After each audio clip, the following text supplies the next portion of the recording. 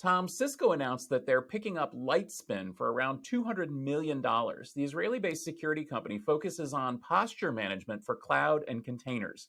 Lightspin came out of stealth in 2020 and had raised around $25 million from its investors. This is the second security acquisition from Cisco in as many weeks, and they've picked up Valtix just a month ago at the beginning of March. Tom, what do these security moves mean to Cisco customers? I think Cisco is trying to provide value up and down the stack that isn't directly tied to having hardware running in your organization.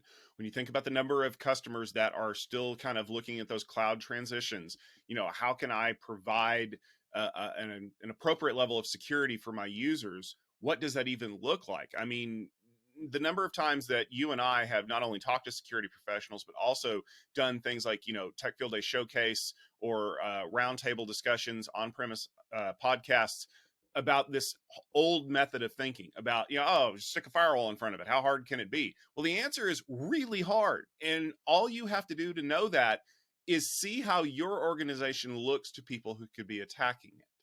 Well, how can you do that? Oh, I know. You use a program like Lightspin. That's what posture management basically is.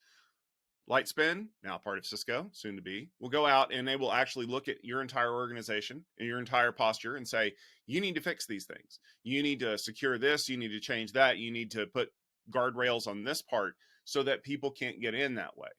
That is something very valuable to organizations that think they have the right stuff in place, but they need a little extra push. And if you include that as part of a security licensing model, like the one that Cisco really is trying to put together with some of their SecureX stuff, it's like, okay, well, you can deploy the XDR solution here and you can do this, you can do that. Oh, by the way, you click this button and the new thing, call it whatever you want, Cisco Posture Management, will go out and it'll tell you what everything looks like from outside in.